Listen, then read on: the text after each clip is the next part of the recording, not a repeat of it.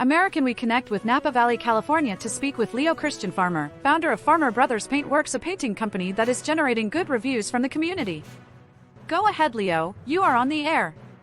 Hi there, Leo Farmer here. I run the Farmer Brothers Paint Works company. I've always had a passion for painting and artistic sculpture, which I started exploring when I was just 5 years old. Back then, I used to create my first drawings with carbon pencils, black ink, watercolors, oil paint, and canvas. Although I pursued other interests in school and university, such as psychology, marketing, graphic design, and business administration, I never forgot my love for the arts. During my stay in Europe, I even developed different businesses related to graphic design, online marketing, and trade shows marketing.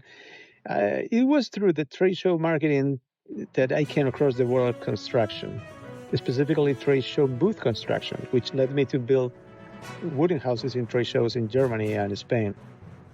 But the thing that I enjoyed the most was painting and developing temporary booths in exhibitions. So I decided to focus on learning more about professional painting and had the opportunity to reconnect with my artistic skills that I thought were lost when I moved to Northern California and Napa Valley.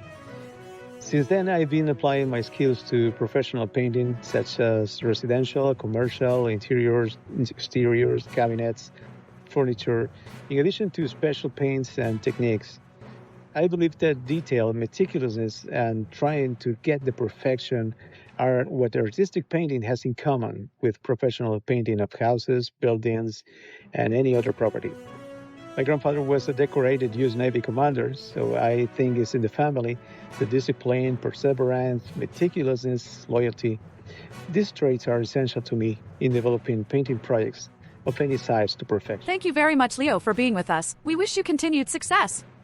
From Napa Valley, reporting by Jace Johnson.